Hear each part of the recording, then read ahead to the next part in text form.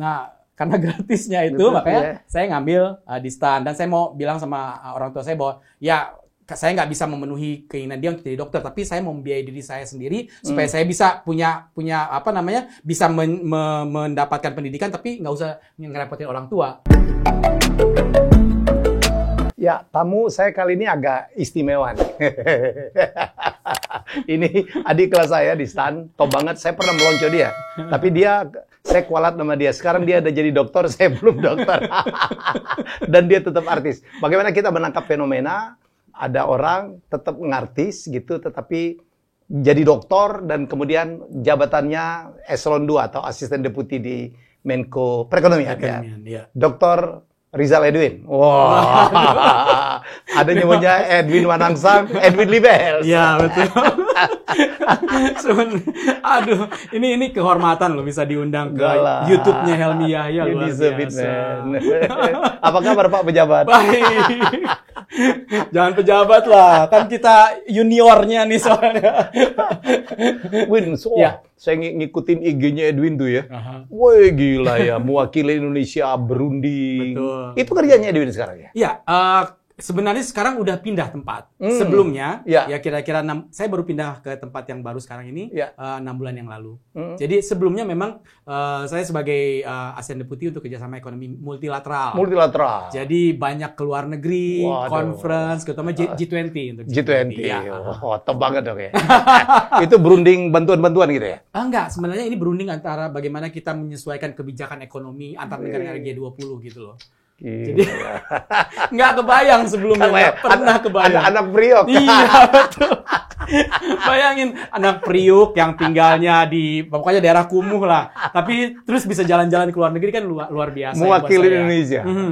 Dan yang pasti saya tuh nggak pernah berpikir bahkan jadi penyanyi pun nggak pernah. Itu kayaknya di luar daripada pemikiran sebelumnya, nggak pernah. Emang cita-citanya apa dulu? Dulu citanya sebenarnya sederhana, mau jadi historian. Historian, karena saya suka banget sejarah. Sampai sekarang? Sampai sekarang. Makanya kalau tanya mengenai sejarah pasti jago lah bisa. Tapi sejarah apa aja? Sejarah dunia, sejarah Indonesia? Sejarah Indonesia, sejarah dunia suka. Oh ya? Kalau sejarah dunia sejarah apa? Yang dikuasain betul? Eropa? Nggak dikuasain sih, tapi paling nggak suka baca lah gitu. Kemarin traveling pasti ke museum dong ya? Ya. Pastinya. Pasti kalau ke museum, ke tempat-tempat bersejarah gitu. Jadi ingat dulu waktu saya kecil, ayah saya kan pelaut ya. Pelaut. Jadi suka ngajak keluarganya jalan-jalan. Jalan-jalan ke naik kapal. Itu bisa ke Sulawesi, ke Ambon, ke Jayapura. Itu tempat yang saya datangin itu pasti ke benteng-benteng kuno yang ada di daerah tersebut, kayak ke ke Ambon, saya datang ke Benteng Oranye kalau nggak salah namanya, terus ke Ternate, itu juga ada benteng kan di sana, benteng Portugis. Tuh, nggak tahu kenapa suka gitu. Ke Makassar juga ada Fort Rotterdam. Ya, wah itu kayaknya seneng gitu. Tapi terus ayah saya bilang, kalau mau jadi historian mau makan apa katanya. Sembarangan ya. Iya, makanya ya ayah saya sebenarnya inginnya saya tuh jadi dokter. Ya kan, karena dia dulu pernah kuliah di kedokteran UI waktu itu. Tapi karena orang tuanya nggak mampu, di Sangir sana nggak punya duit, jadi terpaksa dia harus mengurungkan cita-cita, dia keluar. Jadi dia terus ambil beasiswa untuk jadi pelaut. Nah, makanya dia pengen saya jadi dokter. Melanjutkan ambisi dia yang tidak sampai. Betul. Tapi saya tuh ngelihat darah aja pusing, bagaimana mau jadi dokter. Terus akhirnya saya bilang sama ayah saya nggak jadi dokter, tapi saya mau jadi dokter, saya bilang gitu. Gitu? Iya. Akhirnya ya paling nggak itu memenuhi janji saya lah. You mean it atau nekat itu waktu itu? Minit dan nekat sebenarnya. Nggak pernah kebayang bahwa bakal bisa meraih gelar S3. Ya. Tapi saya bangga, kenapa saya bangga? Karena mungkin sampai dengan saat ini saya satu-satunya penyanyi yang punya gelar doktor di Indonesia. Mungkin ya, saya nggak tahu. Ada yang lain ya, tapi bukan honoris causa loh. Ini honoris causa. Iya, bukan honoris causa. Ekonomi lagi. Iya. Bayangin dia lulusan. Iya. Keren, terus kemudian S2-nya di Urbana-Champaign, itu salah satu Illinois. Ya, Illinois Urbana-Champaign ya. Itu salah satu universitas terpandang di Amerika. Terima kasih. Dan kemudian doktornya dari UI. Ya, dari UI. Udah nggak mau keluar negeri soalnya. Ya, semua beasiswa ya. Kenapa? Yang di UI juga beasiswa? Enggak, beasiswa sendiri. Yang S2 beasiswa dong? Beasiswa, ya. Sama STAN lah beasiswa. Beasiswa. Iyalah. Kenapa akhirnya masuk ke STAN, Win? Karena ya itu. Nyari gratis, sekolah gratis? Di samping itu karena orang tua saya kepengen sih jadi dokter, ya kan? Ya ikut waktu itu kan tes Penmaru ya, ikut sih kedokteran, ikut. Kemudian saya ambil juga IPS waktu itu hukum. Terus ada lagi saya ikut di mana saya lupa. Pokoknya ada 3 saya ikut. Sama STAN, terus 4. Ternyata memang karena saya nggak suka kedokteran, maksudnya bukan bidang saya ya mungkin ya. Yang lulus tuh cuma STAN sama UI. Waktu itu UI hukum saya lulus. Nah karena gratisnya itu makanya saya ngambil di STAN dan saya mau bilang sama orang tua saya bahwa ya saya nggak bisa memenuhi keinginan dia untuk jadi dokter, tapi saya mau membiayai diri saya sendiri supaya saya bisa punya bisa mendapatkan pendidikan tapi nggak usah ngerepotin orang tua. Gitu dong. Dan emang kenyataannya bisa ya, walaupun harus berdarah-darah karena dari IPA terus ambil akuntansi, ya kan? Jadi ya. Ayah masih ada sekarang? Udah nggak ada sih. Udah nggak tahun? Ada. About 10-12 tahun yang lalu. Ya cukup lama ya. Tapi dia happy dong, anaknya jadi ngartis, amin, mudah-mudahan. Dan dia juga nggak pernah memimpikan bahwa anaknya jadi artis. Ya. Tapi saya baru sadar ya, kenapa ternyata nama itu ternyata doa orang tua. Ya. Nama saya kan tadi Rizal Edwin Manansang. Ya. Tahu nggak Rizal itu dari mana asalnya? Saya tanya sama ayah saya. Ayah saya bilang itu Rizal itu Jose Rizal kan? Jose Rizal. Diambil dari Jose Rizal karena dia Presiden Filipina. Presiden Filipina kan, dan kebetulan kampung saya itu berbatasan dengan Filipina. Sangir. Itu kepleset Filipina udah ya. Iya. Daratan Filipina kelihatan ya? Enggak, agak sekitar semalaman lah kalau naik. Tapi dekat banget. Dekat.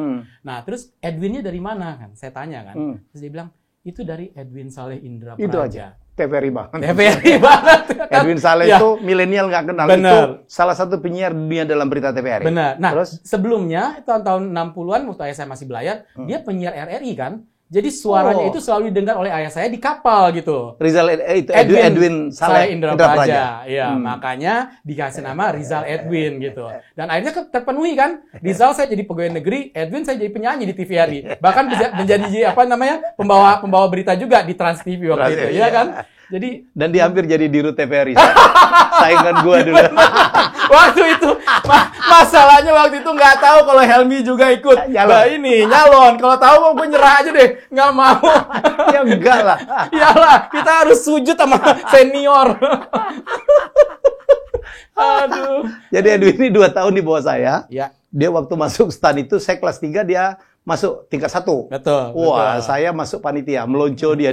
Saya kan pengamat kesenian. Mana tuh kata dia Libers yang lagi getap-getapnya itu, yang sombong gitu. Tapi dia humble banget. Iyalah, takut lah. Padahal dia udah selebriti loh. Kita kerjain, kita suruh nyanyi.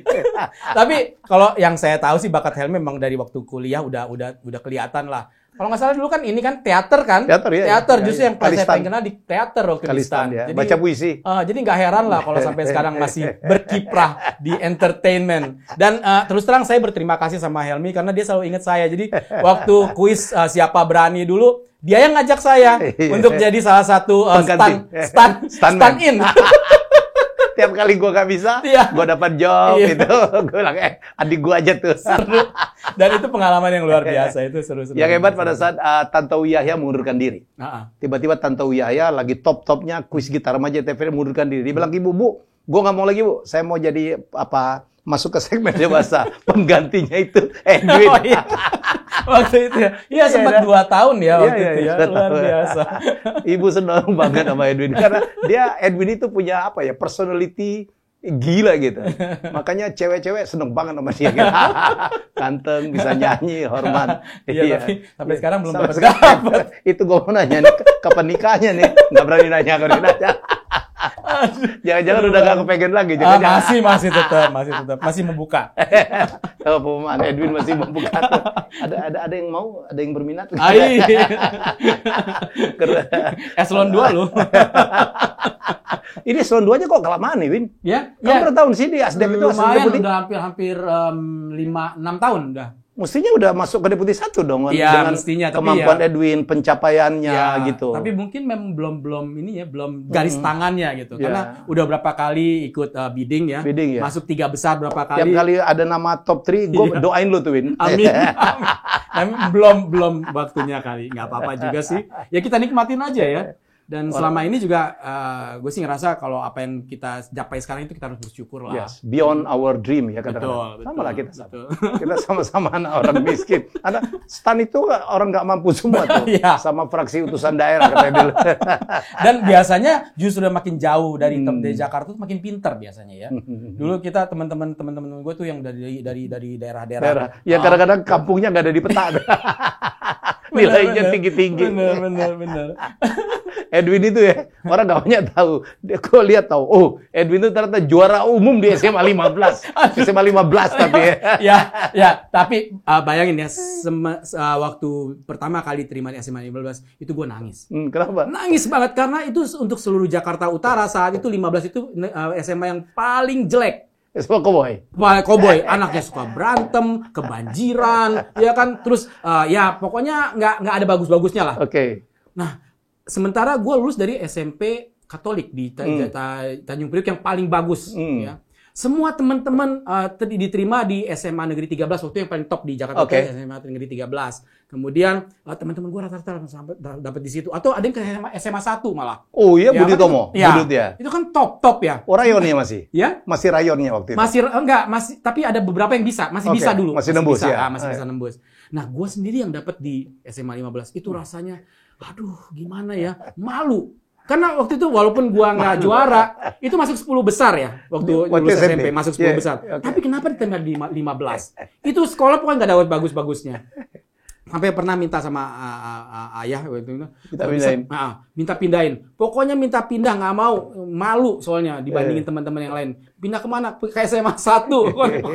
Terus ayah bilang, gini deh, sabar dulu lah. Nanti kita coba pindah, tapi coba kamu cobain dulu lah di situ sebentar. Kan nggak mungkin bisa langsung pindah-pindah begini kan. Nanti kita coba dulu, 6 bulan, habis itu nanti kita usahakan gitu ya. Ternyata begitu masuk di 15, tahu nggak? Karena sekolahnya Cowboy, hancur. Dari sekolah SMP Katolik kan.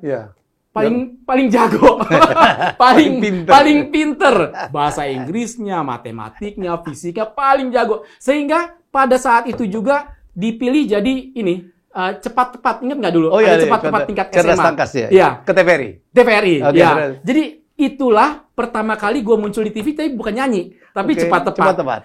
Kelas 1 padahal. Kelas 1. Jadi waktu itu kita diadu kan ya. Seleksi dari kelas 3 sampai kelas 2, kelas 1. Ya. Tapi dicoba gitu ya. Ternyata gue malah yang menang gitu. Bisa jadi diutus untuk jadi ikut cepat tepat. Nah, itu buat gue jadi membuat ternyata oke juga di 15 ya. Terus ya akhirnya diikutin, dan ternyata ada guru kesenian yang lihat bahwa gue bisa nyanyi gitu. Bisa nyanyi, dianggap dijadikan anggota vokal group.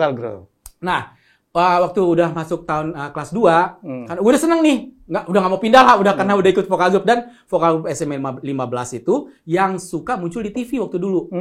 Jadi zaman tahun-tahun 80-an itu kan masuk TV vokal grup SMA itu suatu prestasi kan. Jadi kalau udah masuk TV SMA-nya berarti SMA oke gitu, walaupun ancur-ancuran ya. Tapi karena jadi itu trademarknya SMA. Nah, tahun kedua Roni Yani baru masuk. Oh, Roni Yani itu di bawah?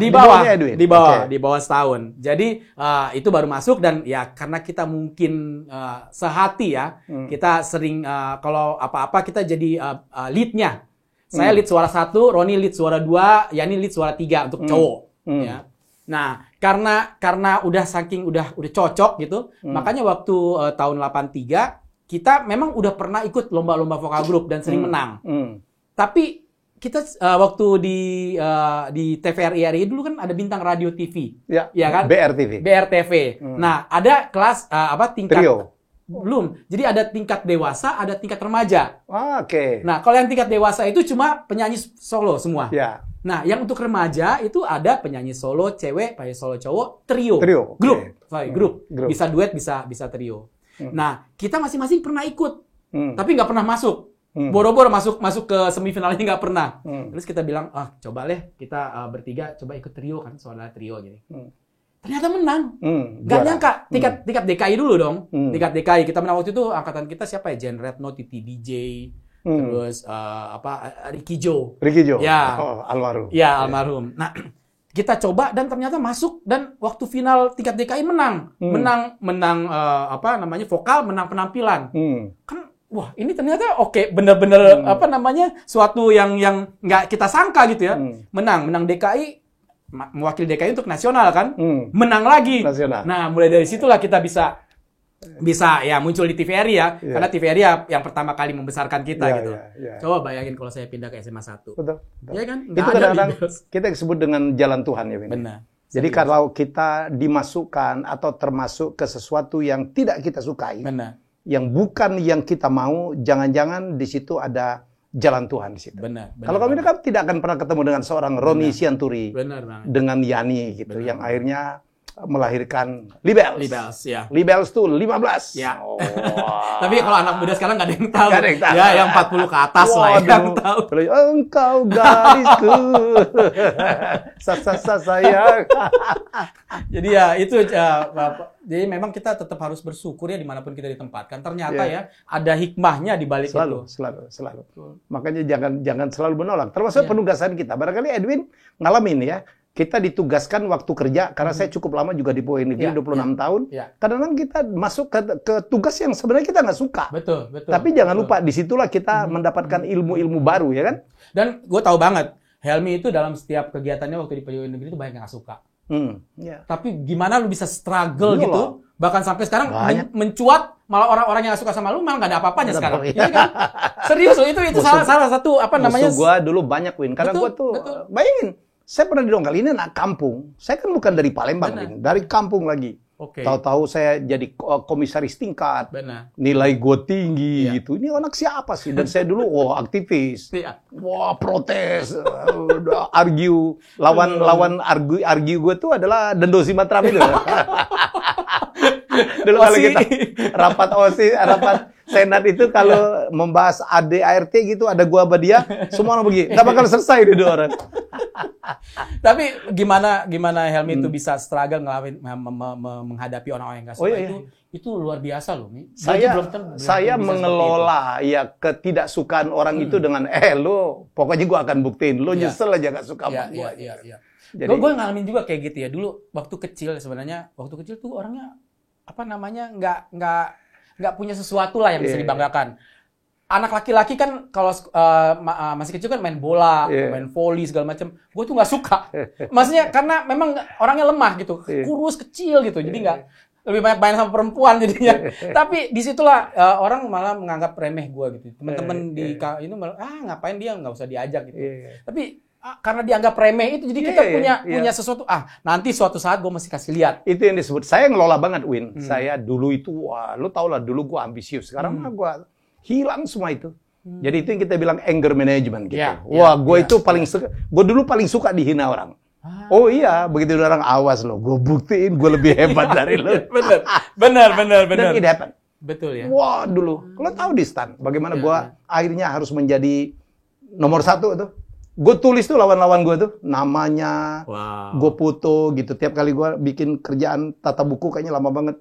Gue udah capek tidur. Gue nggak mau dia senyum, gue bikin lagi. Iya betul. Jadi itu the best revenge yang bisa kita lakukan. The sweet revenge. The sweet revenge, the best revenge. Kadang-kadang bagus itu bagaimana kita mengelola. Udah jangan cerita tentang gue lah, gue mau cerita tentang ini. Boleh. Bagaimana sih bisa bertahan gitu, Win? Tetap berkesenian, tetap nyanyi gitu, tetapi karir kepegawaian negerian masih top banget gitu. Jadi gini. How do you manage it? Actually, waktu kita sedang top-topnya ya, gue mengamati bahwa sebagai entertain itu nggak bisa abadi. Dan dunia entertain itu sebenarnya kejam. Kalau kita masih di atas, semua orang akan memuji-muji kita, memuja-muja kita, menganggap kita sesuatu yang harus, misalnya datang ke suatu acara itu harus kita diundang, pasti harus ada kita. But after that, begitu kita sudah tidak se-top dulu, nggak ada yang mau lihat kita. Banyak kan kejadian yang senior-senior kita yang tiba-tiba di hari tuanya nggak happy. Harus nggak happy gitu. Jadi ya hidupnya terlunta-lunta. Nah, kebetulan karena gue di stan, jadi gue berpikir bahwa suatu saat gue juga nggak akan bisa menghadapi hal seperti itu. Makanya gue pertahankan status sebagai pegawai negeri ini tetap dipertahankan karena gue pikir pada saat gue mulai turun, tapi di saat lain di bagian lain gue naik. Jadi kita nggak akan menghadapi hal yang di mana kita dua-duanya turun kan. Jadi waktu karir gue sebagai entertain juga udah mulai flat dan mulai menurun. Tapi karir gue sebagai pegawai negeri kan naik. Nah, itu yang gue mau jaga di situ loh. Kenapa gue berusaha untuk itu? Tapi kan nggak gampang kan? Memang nggak gampang. Saya tahu Edwin, atasan Edwin kan belum tentu semuanya support kan? Betul. Ada yang ngerjain ini anak. Betul. Gitu loh, masih ngartis. Ya. Tapi kita buktiin. Jadi gini, gue punya pendapat bahwa kalau kita dikasih kepercayaan, itu kepercayaan itu harus dipegang. Okay. Jangan sampai kita melakukan kegiatan-kegiatan yang lain, tapi kerjaan kita jadi terlantar. Jadi misalnya seperti gini. Kalau umpamanya kegiatan udah dikerja nih ya, tapi kita ada syuting, ada apa gitu ya, kita beresin dulu kerjaannya. Pasti kerjaan gue selalu beres dan nggak pernah ada bos gue yang komplain. Itu satu. Terus yang kedua kita harus tepatin janji gitu. Jadi misalnya kayak waktu 10 tahun yang lalu kan sempat 7 tahun di Trans TV tuh bawa berita kan tuh siang-siang kan? Ya kan? Itu kan jam 12. hours. Betul. Jam 12 sampai jam 1. Ya kan? Mungkin karena ya ada bagusnya juga sih, ada benefitnya juga gue jadi public figure karena semua orang kenal dan mungkin semua orang juga mau baik sama gue. Termasuk atasan. Nah, tapi gue udah bilang sama atasan gue akan melakukan ini, tapi gue akan berangkat dari kantor tuh jam 11:30 dan akan kembali jam 1 tepat sudah ada di kantor. Itu setiap hari selama 7 tahun. Jadi dan gue nggak pernah terlambat juga ke Trans TV-nya gitu. Dan itu gue jaga terus supaya dengan demikian dia juga enak ngasih izin buat gue. Ya seperti itu mungkin. Jadi kita harus menepati komitmen kita dan samping juga kerjaan kita harus bagus. Tapi nggak gampang ya. Itu jungkir balik. Saya tahu banget pada suatu masa Edwin pernah curhat sama saya, gila nih abang satu itu kan kakak kelas. Masa disebut. Kayaknya dia mempersulit gua ya. Hai bang. Semoga abang baik-baik aja. Tapi ya mungkin itu seperti yang kita ngomong tadi ya. Itu mungkin satu alat untuk kita untuk tetap bersyukur dan kalau bisa kita melakukan hal yang lebih baik lagi gitu ya. Banyaklah hal-hal yang buat gue pikir ini kok kita udah capek-capek begini kok nggak dihargai juga gitu ya. Tapi mungkin buat kita jadi mentalnya jadi kuat gitu. Ya sama aja Helmi lah selama ini. Saya lagi waktu Siapa Berani kan, tapi waktu itu saya Widya Iswara bos. Widya Iswara itu kan tidak ada jamnya gitu. Yang penting kan tugas gua ngajar di stan beres. Saya pokoknya pagi jam 8 dulu di Siapa Berani. Baliknya gitu. Betul. Itu pun bermasalah bos. Betul ya. Direktur manggil kita tuh. Betul. You can check my schedule. Good. Gitu. Mahasiswa sih happy aja gua ngajar. Oh iya dong, diajar bintang film. Diajar bintang kuis. Yang gua ajar anak-anak kampung gitu. Duluin gua itu saya lucu tuh. Dulu ketemu murid saya banyak. Pokoknya apa kesan kamu dengan waktu Helmi jadi dosen? Neraktir di McD. Oh, ya.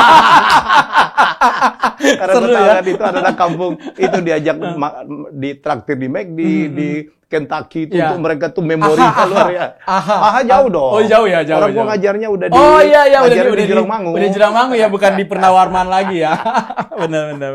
Aduh, seru. Ada jadi komisaris sekarang? Belum. Kalau di Kemenko belum, kecuali Kementerian Keuangan. Kementerian Keuangan ada itu ya. Belum. Pengen sih. Tolong dong Pak Menko, Pak Menko. Amin. Teman gua juga nih. Asik.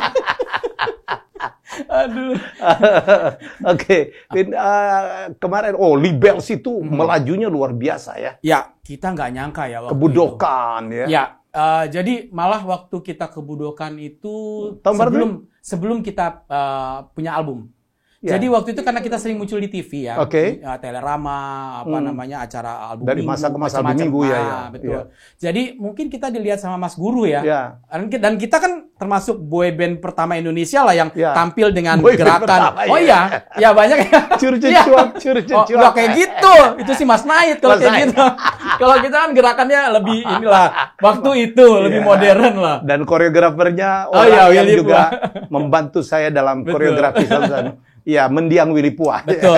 Dan dia juga koreografernya AB3 ya. AB3, ya. Makanya AB3 iya, bisa, luar biasa. Iya. Waktu itu jadi Kembalikan Baliku ya? Kembalikan Baliku ya, tahun 87 kalau nggak salah. Jadi kita diminta untuk jadi backing vokalnya Yopi Latul. Terus waktu itu kita menang di mana? Di Indonesia menang juara 1. Kemudian dikirim ke Budokan. Waktu itu nggak dapet juara 1, tapi kita dapat 2 award. Kawakami Award, Special Award ya dari Kawakami. Kemudian yang kedua Audience Award. Itu karena penontonnya suka banget. Jadi bayangin, begitu kita selesai, kita kan perform itu kita sambil nari ya. Nyanyi sambil nari dan bawa tarian pakai baju Bali yang keren banget. Dan itu tepuk tangan penonton itu sampai kita semua masuk, kita kan ada 13 orang ya. Itu sampai semua masuk, kita masih belum berhenti tepuk tangan. Wah, itu kita ngerasanya wow gitu. Belum itu dulu pernah. Backing vokalnya Lex Trio juga ya? Enggak. Waktu itu, jadi waktu itu hanya yang ke Budokan hanya Libels. Waktu di Indonesia itu Lastoria sama Lastoria sama Libels. Tapi waktu ke Budokan hanya Libels. 13 orang dengan penari. Iya. 13 orang dengan penari. Tapi dahsyat. Dan kita juga ikut nari sambil mendiang Yopi Latul itu. Wah, itu luar biasa. Iya, kembalikan baliku padaku. Itu belum pernah katanya ada orang tepuk tangan orang sepanjang itu katanya. Wow. Jadi ya itu pengalaman. Itu udah kuliah di STAN ya? Hah? Udah kuliah di STAN? Udah Ajun. Udah kerja di Kementerian Keuangan. Ajun itu sarjana muda di STAN. Kan kita lulus Ajun harus kerja dulu 2,5 tahun baru boleh melanjutkan ke tingkat 4. Jadi itu lagi Ajun.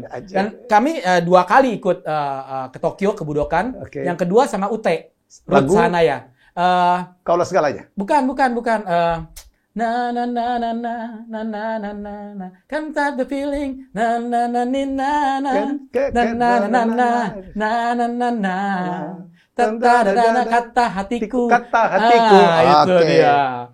Jadi itu 2 kali kita ikut. Waktu itu juga masih belum berhasil sih, tapi kita menyampaikan bahwa Indonesia juga udah cukup maju sih untuk musik dan untuk koreografi waktu itu. Edwin itu segitu jadi udah top banget ya. Top banget waktu di STAN kita kerjain ya. Gue ingat banget kita seru nyanyi.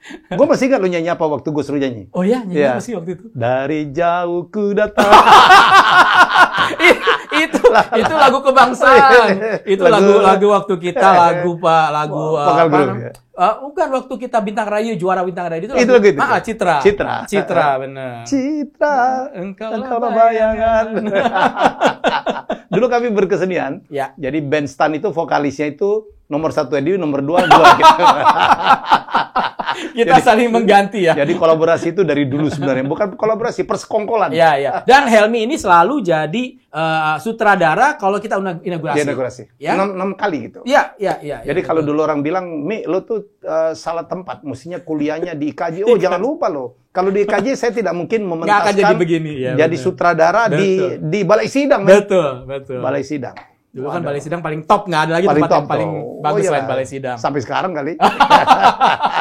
6 tahun dulu. Saya jadi asdos pun masih jadi sutradara. Benar. Dan Helmi adalah asdos yang paling difavoritkan oleh murid-murid, oleh mahasiswa. Ya. Karena suka nraktir. Enggak lagi. Dia pintar loh, benar. Saya juga pernah jadi muridnya Helmi waktu itu. Ini luar biasa. Ya. Dan Yani udah pergi ya? Ya, itu memang kejadian yang sangat memukul buat kita bertiga ya. Karena kita masih kepengen sebenarnya mau bikin album lagi, muncul lagi ya. Dan itu juga buat saya merupakan hari yang paling sedih karena saya nggak ada di Indonesia waktu itu. Saya lagi tugas di Turki. Waktu itu ada pertemuan G20 di Izmir. Saya ingat banget Izmir. Jadi kan saya berangkat nggak ada firasat apa-apa gitu. Tapi begitu pas pesawatnya itu mau landing di Izmir, Turkinya ya. Di Izmir. Pas mau ada apa kok nggak enak banget gitu. Begitu saya buka handphone begitu udah turun masuk ke bandara ke bandaranya. Saya buka handphone langsung masuk banyak sekali ini dulu belum ada WA soalnya SMS atau BlackBerry justru. BlackBerry, BBM. BlackBerry message ya. Masuk banyak benar. Saya bilang, ada apa ini? Gitu saya bilang, ikut berduka cita ya Win. Ada apa Pak? Berduka cita gitu. Terus atas berpulangnya Yani. Waduh, ini ada apa gitu? Saya langsung telepon ke Jakarta. begitu telepon, Roni udah nangis-nangis, istrinya Yani udah nangis-nangis. Kan saya langsung lemes. Masalah saya baru tiba di sana. Bagaimana saya pengen pulang hari itu juga. Tapi jadi nggak bisa. Nggak bisa. Tugas belum selesai ya. Dan nggak mungkin lagi kita mau mesen tiket bagaimana caranya. Jadi akhirnya untungnya dulu sudah ada Skype ya. Jadi paling nggak saya bisa melihat jenazah almarhum dan bisa mengikuti prosesi penguburannya lewat Skype. Itu saya sambil nangis-nangis itu sambil ya di kamar ya. Habis mau apa lagi? Ya. Kita udah nggak bisa. Dekat banget dulu sama Yani ya. Ya? Dekat sekali dengan Yani. Yani itu sebenarnya penengah di antara saya dengan Roni. Dua karakter keras ini. Oh, luar biasa. Saya dua front line. Sangat. Karena sebenarnya masalahnya karena saya dan Roni itu punya jiwa leadership, punya jiwa leader. Yang dua-duanya kuat ya? Ya, yang dua-duanya kuat. Nah, leader sama leader kan nggak akan mau, ya mau tunduk satu sama lain gitu. Saya orangnya lebih keras lagi, walaupun gini-gini tapi keras gitu. Jadi kalau Roni bilang A, belum tentu saya mau bilang A, mau juga A. Tapi kalau Yani itu masih bisa gitu. Dia dekat dengan Roni karena dia seangkatan ya. Seangkatan. Nah, saya ngerti lah kalau kayak gitu. Jadi memang Yani itu selalu menengahi kita berdua gitu. Tapi ada kalanya juga Yani sama Roni berantem, saya yang nengahin gitu. Dan kita berapa kali tuh kalau mau manggung ya, itu lagi berantem jadi nggak ngomong-ngomongan.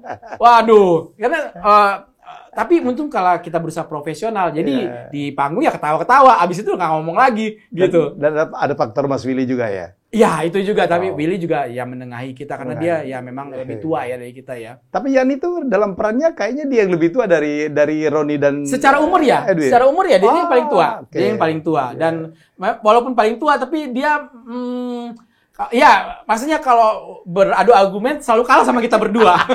Kalah pinter. Nggak kalah pinter sih, dia orangnya lebih mau ngalah gitu. Kalau saya sama Roni kan nggak mau ngalah gitu orangnya. Aduh. Luar biasa. Dua-duanya star. Iya.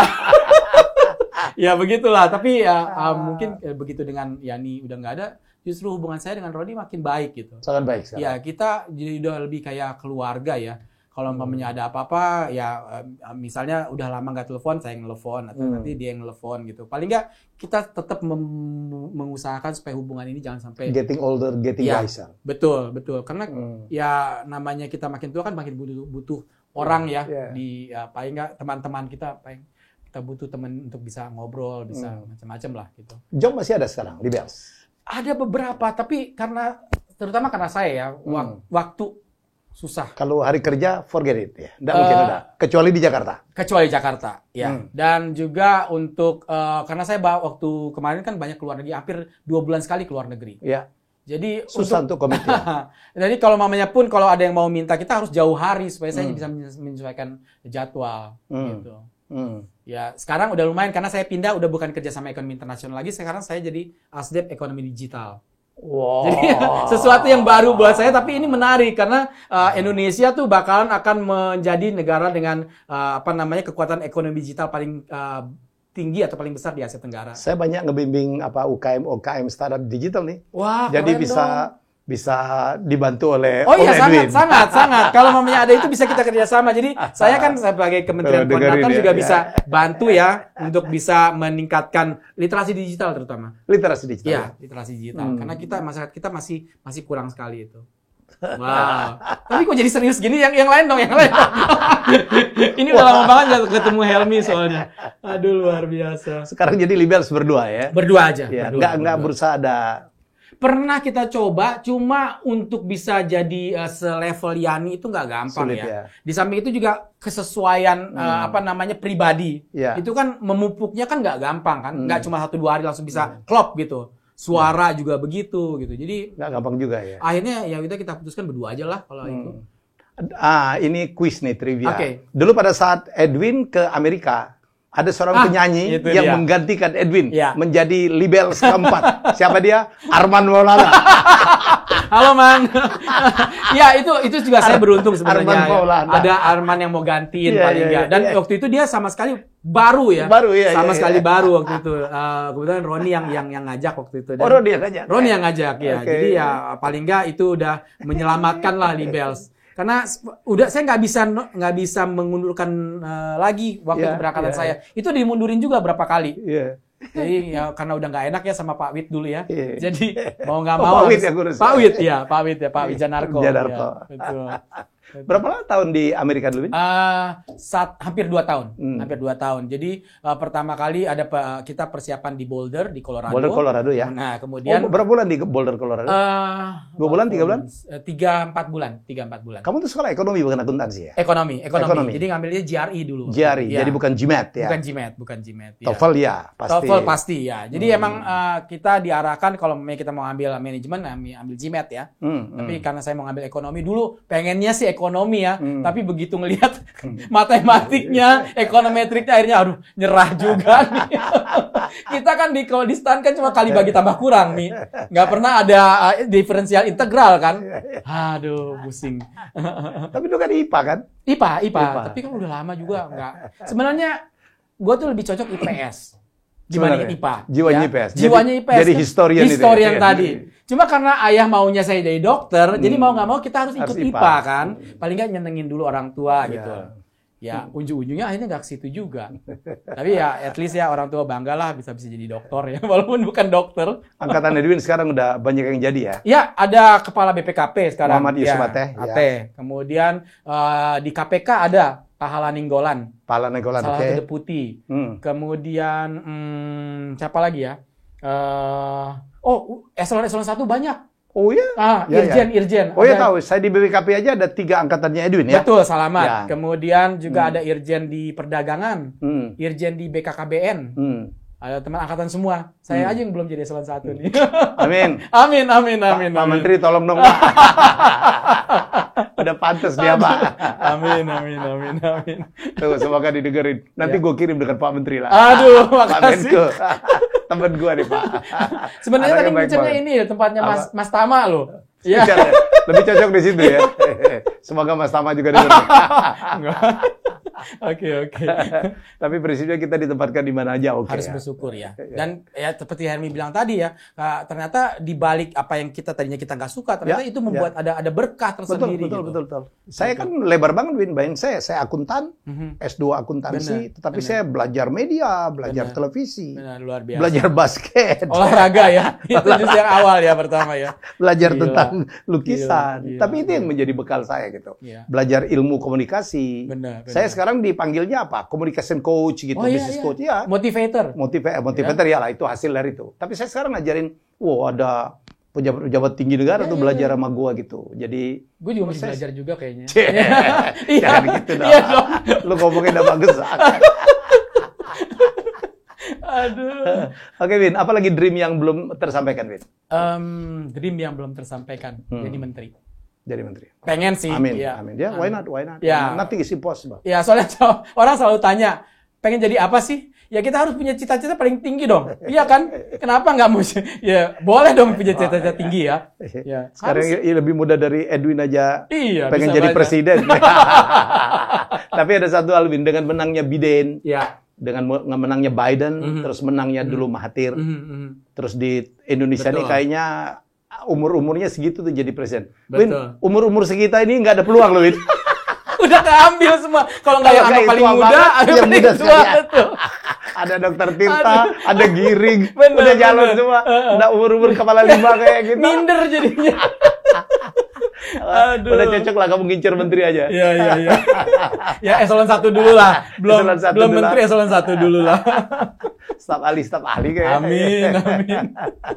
Aduh. Oke, Win, terima kasih, Win. Barangkali bisa terakhir closing statement, memberikan tips bagi, kan sekarang banyak sekali teman-teman yang ingin menjadi ASN atau PNS. Bagaimana selamat membina karir menjadi seorang PNS? Sebenarnya satu kata aja sih, komitmen.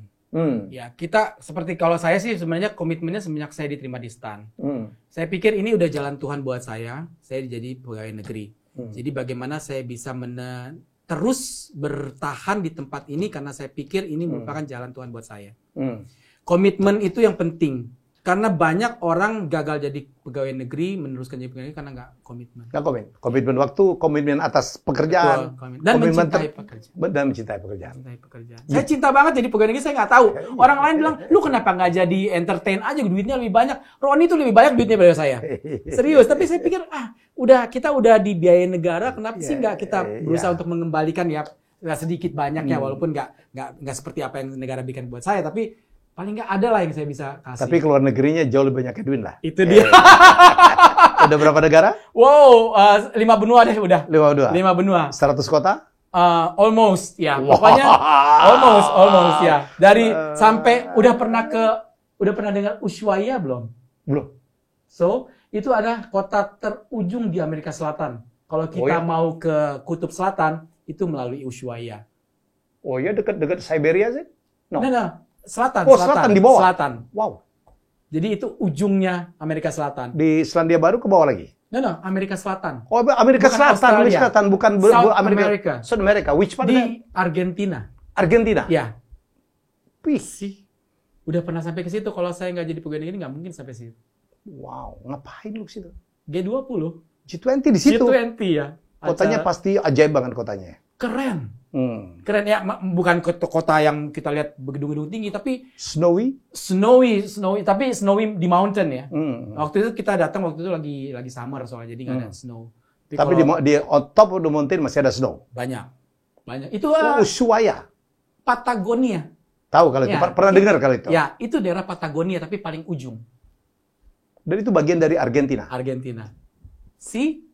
Belum pernah kan? Jadi itu salah satu berkah buat saya lah, yang harus saya syukuri selama ini. You're so lucky, man. Yep. Ya. Yang jelas. Ya. Saya selalu bersyukur. I'm very blessed. Wow. Gitu. Ya, saya sangat bersyukur. Lagi menikmati hidup sekarang. Ya. Makanya saya bilang, saya mau manggil adik kelas saya deh untuk sharing gitu, karena Edwin adalah memberikan inspirasi bagi kita semua ya. Terima kasih. Kecintaannya terhadap pekerjaan, dedikasinya terhadap profesi dan juga kepada pekerjaan, dan dia berusaha membalans dua-duanya jalan dan is not easy. Ya. Baik, saya doakan dia ya minimal eselon 1 lah secepat mungkin. Ya, jangan sampai keburu pensiun. Tapi saya mesti jujur bahwa I look up to you selama ini. Jadi pokoknya patokan saya ke Helmi selalu. Itu di Rute Ferry terbuka tuh nanti sebentar lagi. Tahun 2022 lah. Nggak mau 2 kali ya nyoba. You can do it. Thank you. Kita terima kasih Edwin. Terima kasih. Ya, saya doakan sukses ya. Sama-sama. Kita jumpa lagi dengan tamu saya yang hebat-hebat berikutnya. Bye-bye.